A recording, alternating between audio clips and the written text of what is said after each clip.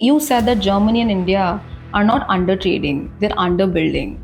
Even till today, the major collaboration between India and Germany is about services. I mean, that's also one of the reasons why the GIIC was set up. So it's not just about what Germany and India can do with each other, but it's what they can create together, build together for the world. That's the $3 trillion opportunity.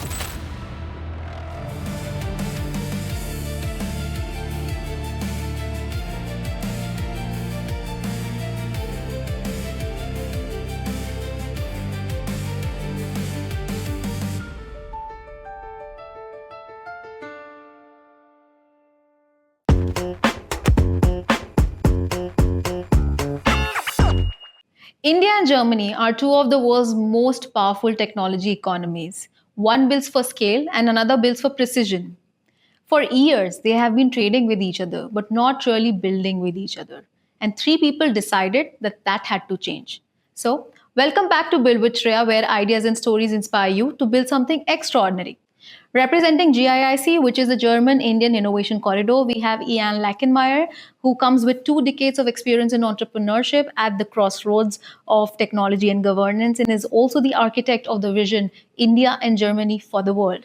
Then we have Upen Barve, who brings with him his deep roots at SAP, which is Germany's most iconic enterprise technology company, and has a front row view of what happens when Indian innovation meets German engineering depth. And then we have Siddharth, who is the operational force behind the corridor and has just launched the India Desk Berlin, which is a physical infrastructure helping Indian companies entering Europe. So if Ian is a vision, Open brings the engineering depth, and Siddharth is where the rubber meets the road.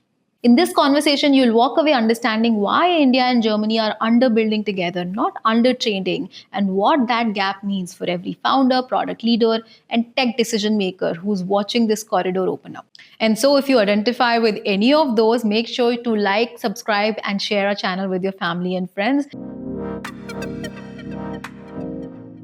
So I'm super pumped about today's special episode called Beyond Borders. And what we have done is created this customized game. And it represents the journey of any company that has found a product market fit domestically, but is going beyond the borders to explore the opportunities that the other markets can pose for this company. And the different steps that they go through, right? First is finding the PMF in that new market, understanding what the ecosystem cities could look like for them, also going through different frontiers, whether it is fractional frontiers, future corridors, diplomacy bridge, and then attain their goal of being prosperous together. So let me present to you how this looks like. So once a player starts and if they come on a green dot, it means that they have reached a breakthrough. And so in that case, I will open up a breakthrough card. For example, in this case, the breakthrough card is of a midnight pivot. A bold pivot unexpectedly opens a stronger market opportunity. And then they get 3 additional moves to make with that breakthrough, which brings them ahead of other players in the game. And in case a player reaches a red dot, then it is a setback card. And then in that case, in this current card, it is a funding winter. Global markets tighten and investors suddenly become risk averse, and then the person goes three moves back. So that is how they sort of go through this entire journey. So let's welcome Ian, Upen, and Siddharth to Build with Shreya. So hi, Ian, Upen, and Sid. We're super happy to have you on Build with Shreya, where ideas and stories inspire you to build something extraordinary. And you're representing GIIC, which is the German Indian Innovation Corridor. And GIIC exists because 2 nations, India and Germany, were trading for a very long time, but not really building something together. So what is it? What is the kind of gap that you noticed when you said, okay, this corridor needs to exist for India and Germany to build stronger innovation, stronger technologies going forward? And maybe, Upen, you can start. When we started, people couldn't imagine these 4 words to be together, actually. Germany, India, and innovation. That was just something not really comprehensible. People were like, why is this together in the same sentence, you know? And of course, we had other debates about, oh, what's a corridor? What's innovation corridor? You know, what is it? So we were pretty sure, and we knew that there is a lot of potential We knew where, at what stage we are of growth we are in India, and amazing momentum. We came here, we looked at it, we talked to so many people, and there was this amazing momentum and energy, but significant development in terms of digital public infrastructure, a lot of innovation, and the speed of innovation with which the startups actually grew in just less than 3 years. That was massive. So we thought, okay, these are interesting developments. And while Germany, we know that it's been a stable growth model, it also needs to accelerate to the next era. And then we said, how can we combine this? How can we combine the new digital capabilities that we need in India? And at the same time, the growth in India is going to be not just because of the digital and services industry, which is predominantly existing. It will be, we have to significantly look at changing the manufacturing sector. And that's the industrial strength, the process that we have in Germany. Said, okay, let's bring the right people together and build on it and bring them on the corridor, because corridor is where we don't. Why is it a corridor? Because it's two-way, it's bilaterally committed, bilaterally supported, which means the innovations and innovation enablers can really make sure that there is the high-speed exchange that happens, and also enables collaboration. So the simple thesis was that India and Germany are both progressing, similar-sized economies, 4 trillion around, number 3 in the world and number 5 in the world as of current standings, but goes up and down ±1 depending on where Japan and UK are. But let's say they are 2 very significantly big economies. What we felt was India will, of course, far outpace Germany. In the next coming years, India will be the number 3 economy de facto. Could be 5 years, could be 10, could be 15, but India will overtake Germany at some point of time. What does India need? India needs advanced manufacturing. India needs industrial technologies. India is good in software and digital technologies that we have seen in the last many years. It's evident, not for me to say, but for everybody to see. And this is what India needed from Germany. India needed good advanced manufacturing technologies. We have seen this. Germany has validated this, proven this over decades. It's good in industrial technologies. On the German side, we have lived in Germany for many years. All of us, Jan is German, Upen became German. I am half German. So it kind of is a natural progression of how we see this relationship. And we felt that Germany is relatively very poor in digital technologies. Yes, things are moving, but still not at the pace where India does. And that's where we thought this is a very natural corridor, India importing good industrial technologies from Germany and Germany importing good digital technologies from India. And this was just a start. And that's what we started with. This was the initial hypothesis. Of course, then we built in the last years, the layers started adding up. There was a lot of some plus some plus some became a large assortment of technologies and infrastructure and foundational layers that we kind of came together in our building. But to start this, I just want to start with this initial hypothesis, and then we dive deeper in the later questions. Perfect. Yeah, so then let me give you the why for the corridor from a European perspective. I perceive myself first as European, second as German. And if you want to stay competitive in Europe over the next 5-10 years, we need to change things. I truly believe we will lag behind. And therefore now we have to choose our partners for the future. And we realize in the current geopolitical climate, old allies are not so reliable anymore. So who do we partner up with? Who do we partner up with who have similar value systems, democratic value systems, who are dynamic, who are strong partners for a future together? And India is straightforward, is the partner, is the rising star, is going to be there to stay there. And so there is a complementarity, as Sid said, that actually Germany and India together fit very well. And that's why we called out also as 10-year strategy, Germany plus India for the world. So it's not just about what Germany and India can do with each other, but it's what they can create together, build together for the world.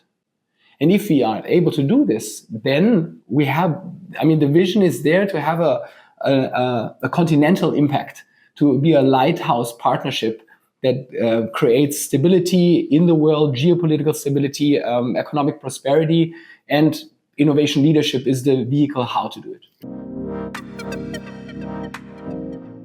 Here we go. So we start the game.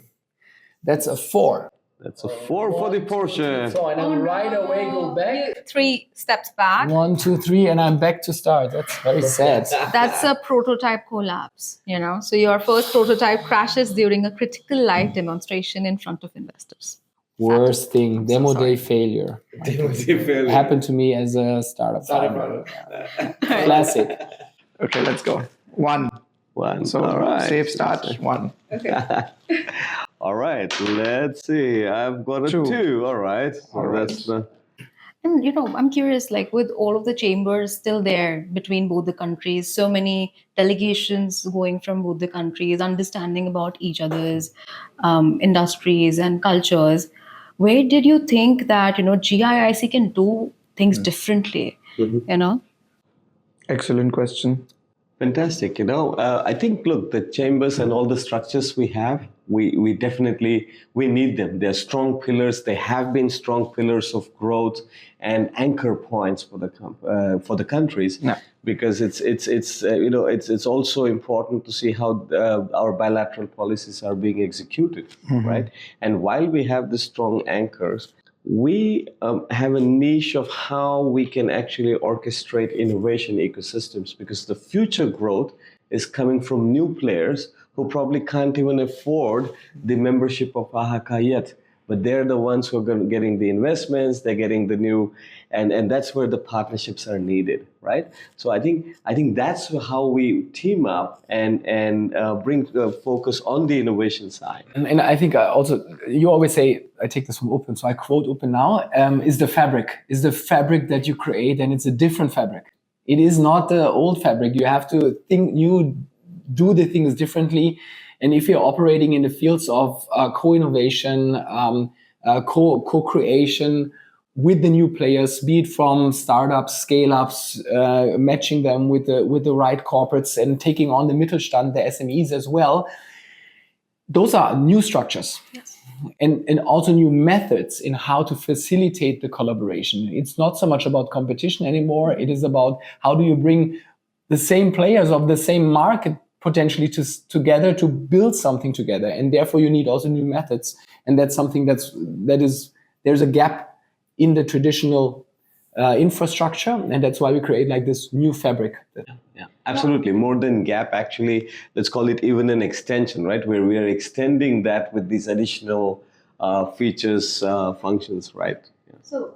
So just building on that, Upen, you sat inside of SAP, which is Germany's most iconic enterprise technology company, and then you were connected with Indian startups as well at the same time. But if we talk about how the structures have changed, if we look historically, Germany has built for precision manufacturing, and India has been more about speed and scale. Right. So when these two countries come together to co-create products, what do you think would be the first thing that breaks? Oh, that's a beautiful collation here. Yes, they are different. I mean, that's the reason why we need the efforts that we're doing, because culturally, I mean, speed and scale, we talk about it now, but it took India to move. It's still going to take a lot of time for India to move beyond the traditional services mindset. It's and I think the new era needs product mindset, right? And that's where I believe a lot more collaboration, a lot more cross-border learnings would happen. We need more designers, more product managers, right? And yeah, but it is bound. I mean, we know it's different, and that's why we like it. It's a challenge. It is a different culture. There is the hurry or the need, that we see in India. Everything is hurried up. We don't have that in Germany. It's pretty much like, wait a second, it's not done until it's really, really done and checked 5 times, right? It's a very buyer's economy that way. It's not a seller's economy where, okay, it's a little bit ready, come on, let's do it.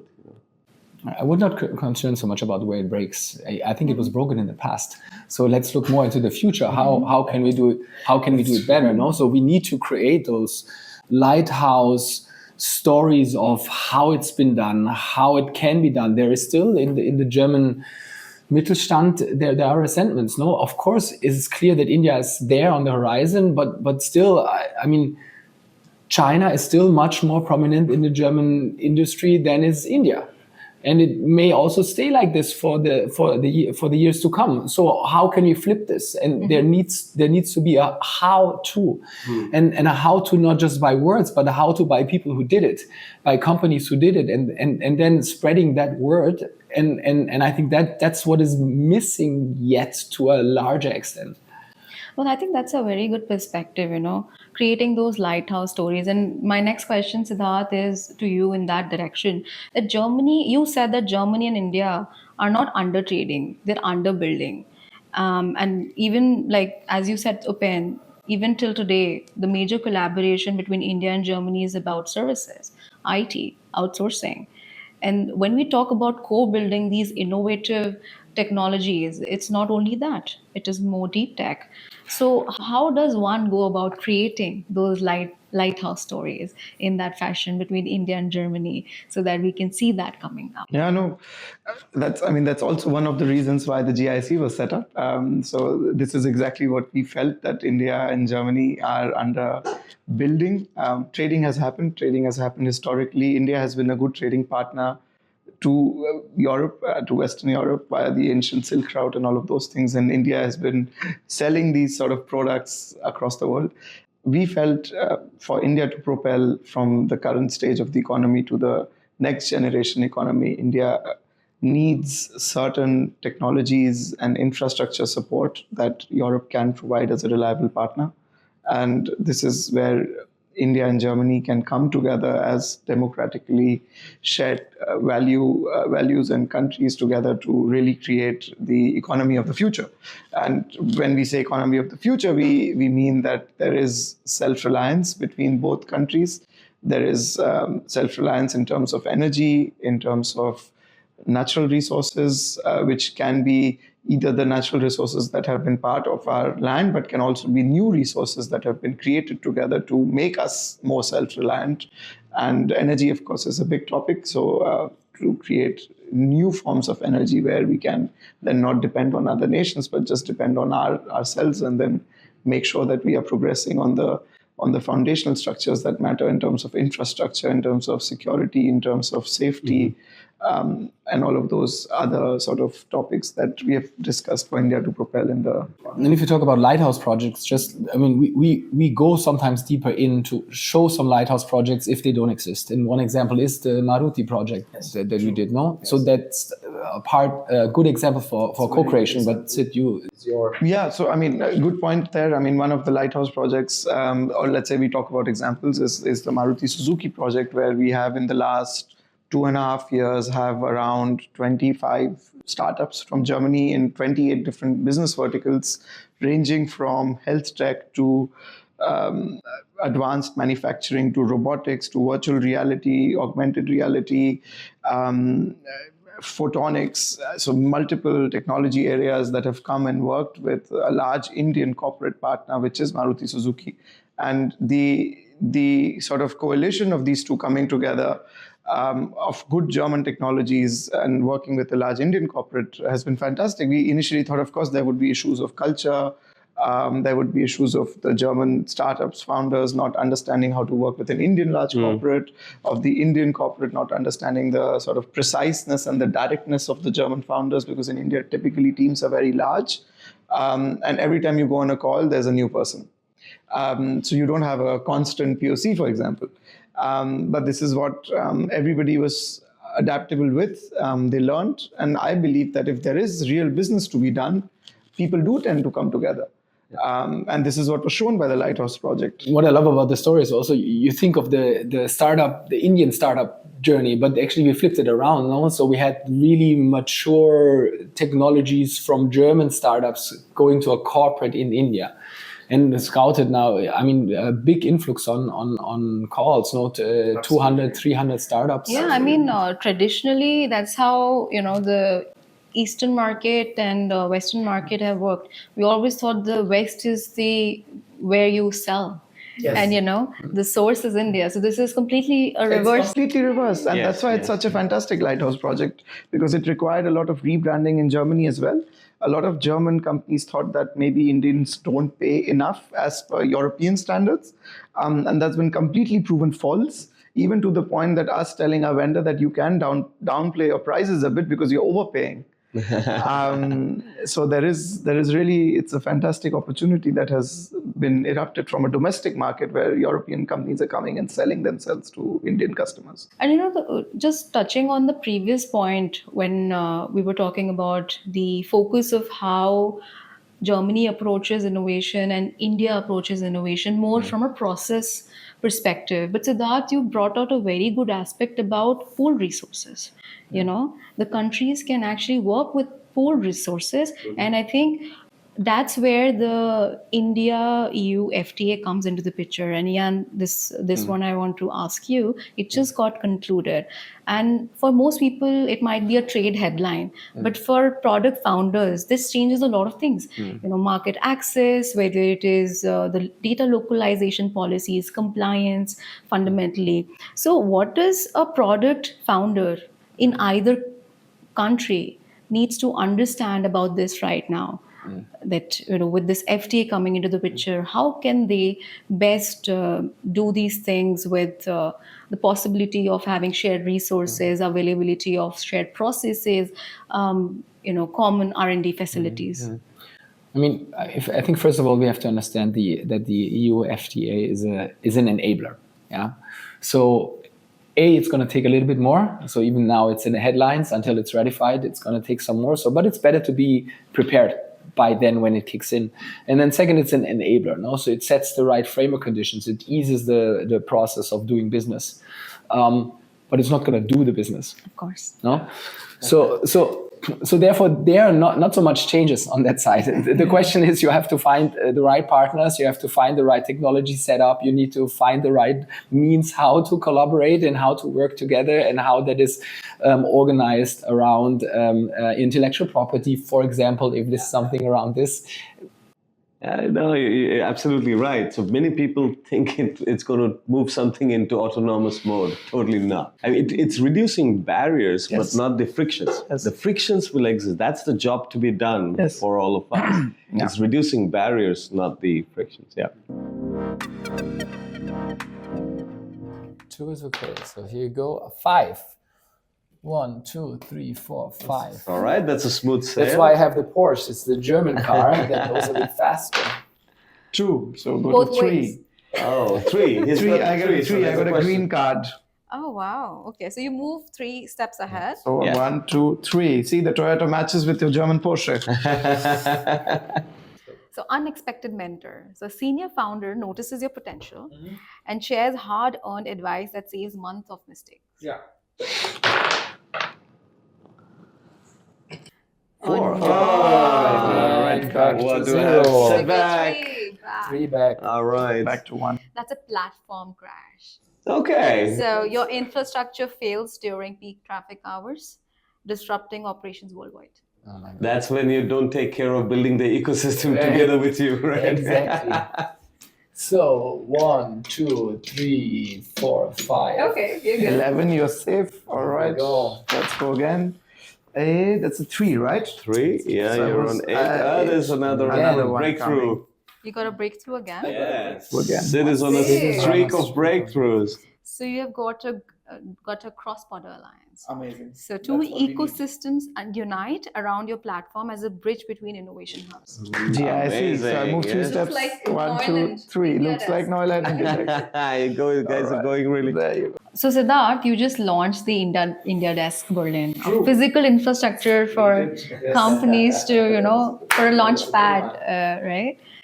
Sort of a gateway into Europe.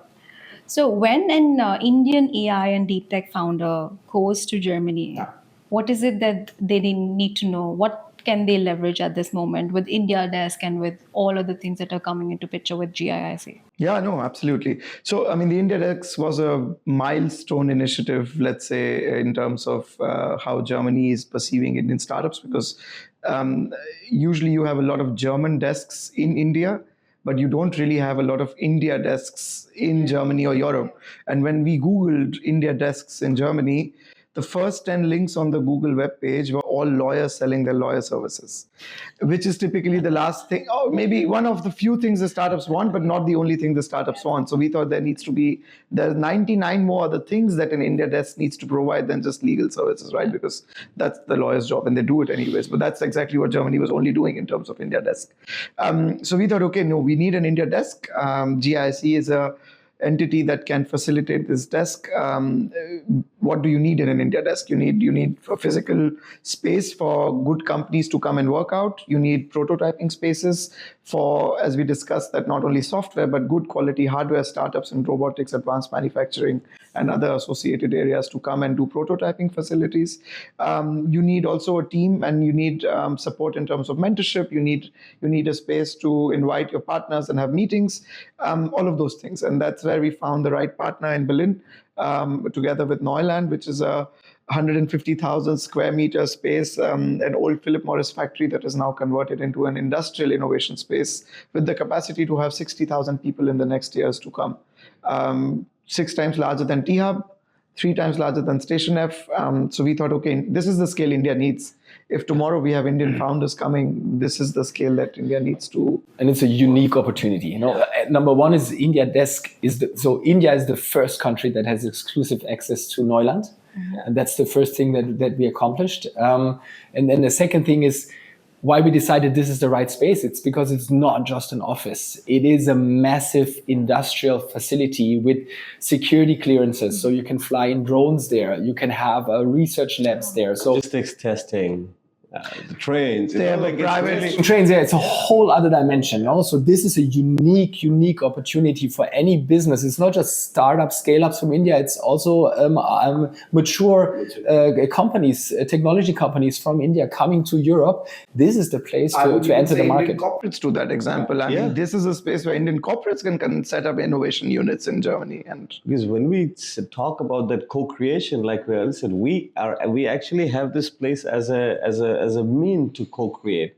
It's not just you can take an office space at WeWork and just work yourself. Exactly. That was not the point. Yes. How do we integrate into the community? How do we even work together to bring those POCs, really industrial focus? And we're very, very proud of that. It's a very, very big opportunity. And I think, as I see it, it's, India and Germany, we talk about as 2 separate countries. With an infrastructure like that, you're blurring the boundaries altogether in a physical aspect. So I think that's where... So I think just building over that. So, you have this physical launch pad in Germany now. Siddharth, I want to consider a case of a B2B tech founder in India who has a good product market fit in India, and is now looking at Germany as their next opportunity. What would the first 90 days look like for them? What do you think would break? What would work? Who should they talk to? Yeah. Absolutely. So, I mean, that's exactly, again, why GIIC exists. So we come back to all of this because this has been a series of many years of hard work that the GIIC team has really put in to create these mechanisms to answer this question, right? So the first 90 days is to sit down with us, detail out your plan, because yes, we can do many virtual calls from India, but that's exactly not what we want you to do. We want you to come there, sit down with our team, sit down in terms of your product market fit, sit down in terms of your business partnerships, sit down in terms of your investment plans. Germany, for example, also has one of the most robust mechanisms for grant programs for deep tech startups. Indian founders get always surprised when I tell them that it's very easy to raise 150,000 euros in Germany, because the first 0 to 150,000 in Germany comes typically in your first 2 months of operations. In India, to raise your 150,000 euros takes sometimes 1.5 years, and good early stage founders sometimes die because of that, because you don't have access to easy early stage capital in India. And this is also one of the big opportunities Indian founders have, that you can come to Germany, set up a company there, apply through GIIC, through the various grant mechanisms that exist in Germany, to go from 0 to your 1, actually, if you have a good idea. What you bring out here is the aspect of research and development. fast, right? So I think Germany for the longest time has prioritized research and development in a big way, with the public infrastructure, with the government supporting it through grants, through programs that work through universities, different industry special clusters, right? And that's something we don't have in India. So when we have those blurred boundaries, India can definitely, an Indian founder can leverage that from the Germany ecosystem for sure. Exactly, right? And that kind of space will enable them the network, and via GIC they can say, hey, I'm looking for a complementary research to prove something or to pick something and build, and that's really possible, especially in the industrial and deep tech segments. It's essential to figure out those nuances early enough, And we're super excited about that. Research is one thing. Second, I think is also we look at the full stack, right? How ready is your technology for Europe? The GDPR, the pricing, it's not just. That's also answering your question of the first 90 days. First 90 days, exactly. Is the full stack that Upen is mentioning. That's right. The whole stack that we have developed. So the potential is right from looking at the technology strategy to the go to market, to the marketplace adoption even. So we leverage our expertise to really orchestrate and see who needs how much of help. And what's the potential, and together with us and our partners, we actually are able to carve out that journey to them. It's very individualized. Can't be like it's not one size that fits all, but that's also the purpose. So there's no cookie cutter here, because we're looking at two different ecosystems, different kind of problems each founder is solving. Different methodologies they're following, and different things that they can leverage on both the sides. True. So if I just sort of come back to this 90-day plan, and let's say that this network succeeds, what do you think, what vision do you have, what is the kind of product that will come out of GIIC because it existed? This is the kind of product that wouldn't have been possible if GIIC didn't exist and India and Germany could not collaborate in the same fashion as they do now, because it does.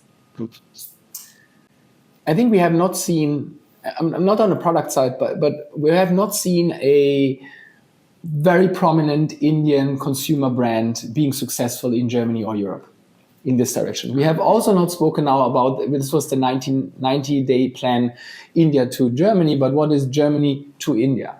So on the German company side, if you, as a German business owner, if you think you will enter the Indian market the same way how you enter the Chinese, US, or Latin American market, then you will fail. It is a very different mechanism. You have to have different adjustments, and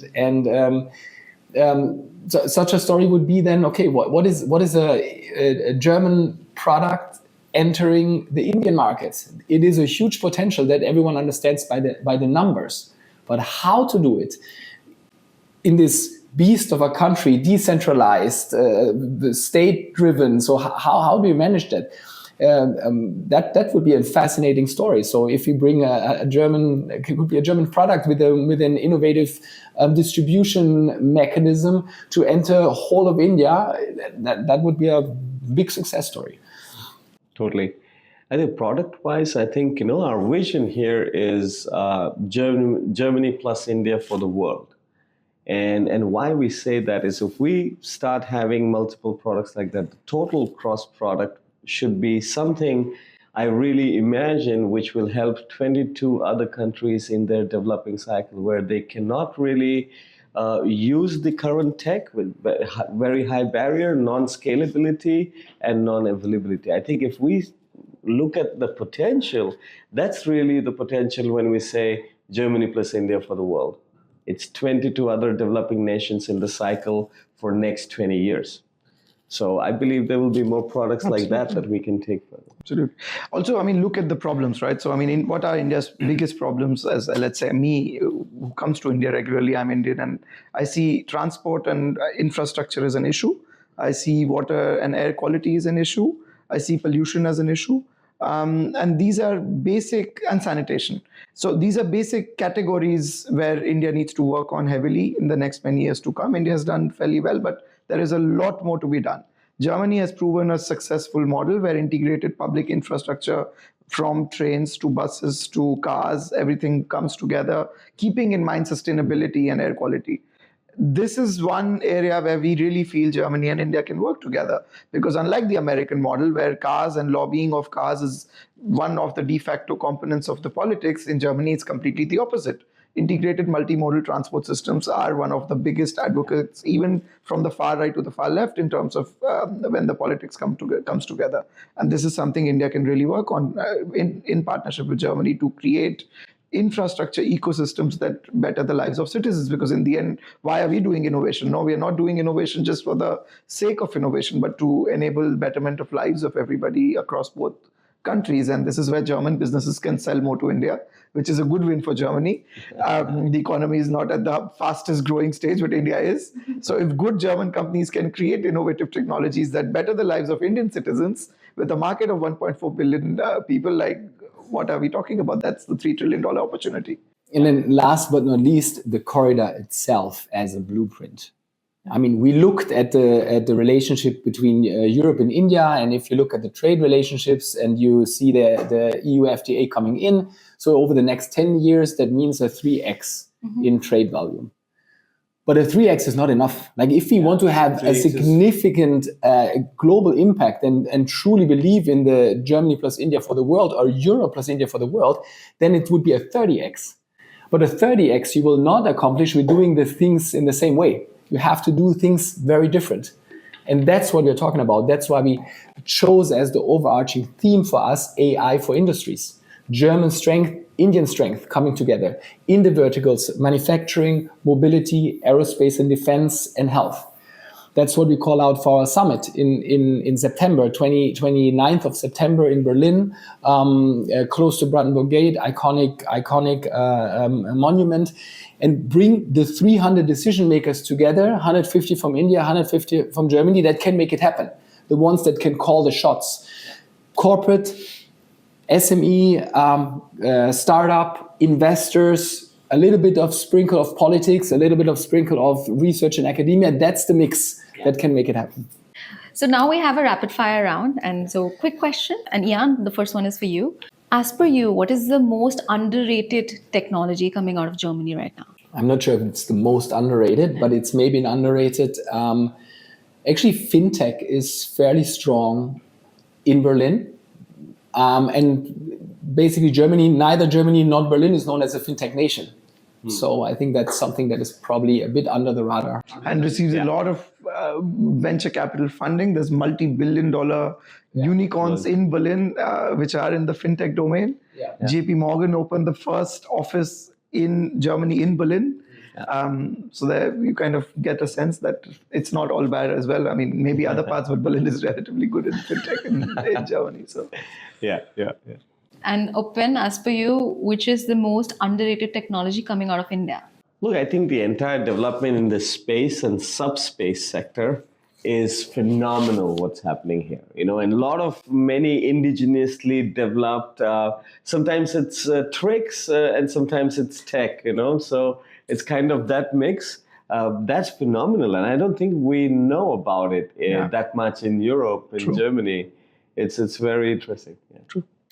And Siddharth, which is one sector that you feel India and Germany can build together that they aren't doing right now? I would say pharma and biotech, because if you look at it, as we discussed, that what do India and Germany need to do together is they have to create complementary technologies to better the lives of their citizens. And what better than health tech and biotech, because that's where exactly the core of all our lives matter, our families' lives matter. And if India and Germany can come together to create better health tech and biotech technologies, there's again an insanely proportional reciprocation on both sides to create exponential technologies. So Ian, if I talk about the India-EU FTA, what is one thing that a tech founder needs to know? Nothing's going to change. So you have to do it, no? you have to do it. You have to understand that Europe is also out of multiple countries. So it's good to have, but you have to do your homework. What is one thing, Sid, that an Indian founder needs to know about Germany before entering in that market? Germany is not America. That is one thing an Indian founder needs to know. Indians have grown up with a lot of British and American pop culture, movies, cricket, all of those things. Germany is the complete opposite of all of that. The culture is very different. Come and understand it. We had a summit yesterday at IIT Delhi, and someone on stage mentioned that you need to, for example, know about German football if you want to discuss business over networking dinners and drinks. Do that. That's a good idea. The speaker made yesterday on stage at IIT Delhi from the GIIC summit as well. So know the culture. I think that's one thing an Indian founder needs to know. Understand and know the culture. No, I think it also sort of helps a founder understand the DNA of the market, right? So like understanding these nuances about the culture, interacting in that fashion, gives them a better idea of what the problem statement is and how they need to go about building for it. And so, Upen, one thing that a German company needs to know about India before entering India. There is beauty in chaos. There is much more than you can actually see. So take your time to immerse because the speeds are different, and it's amazing, ambitious people, and you'll be surprised how much potential there is. Right, so I think you take time, come immerse yourself, understand. India is also very different. Of course, it's a federal structure, so it's also not. Even though it's also not U.S. Right, like to your point, also the Germans need to understand that hey, it's not U.S. India is different, and it's unique in many ways, and it's very ambitious. And the strategies that you have had entering other markets will not be successful in India. You need to have a very unique strategy for this, and you have to understand that. Yeah. And so the last question for the podcast for all three of you is the technology that will define the next decade of Indo-German collaboration.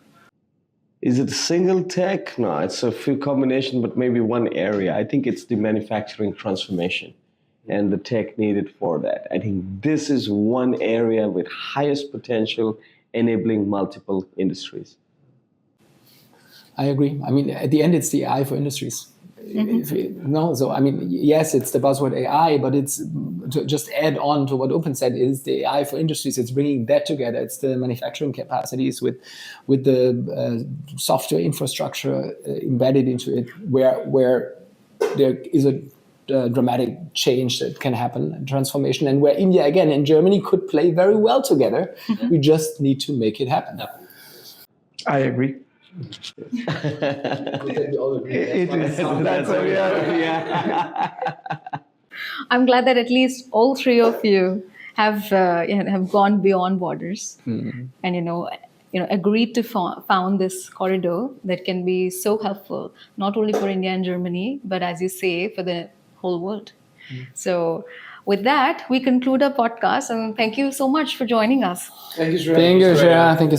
So with that, we've come to an end of our podcast for today, which was a special episode called Beyond Borders. And here we took an example of a game. We customized the game where a company, which is pretty much established in a domestic segment, wants to collaborate internationally and goes through different stages of how to do that. And we had specifically done this podcast with the GIIC, which is the German Indian Innovation Corridor, and we learned so much around the India-Germany innovation, India and Germany for the world.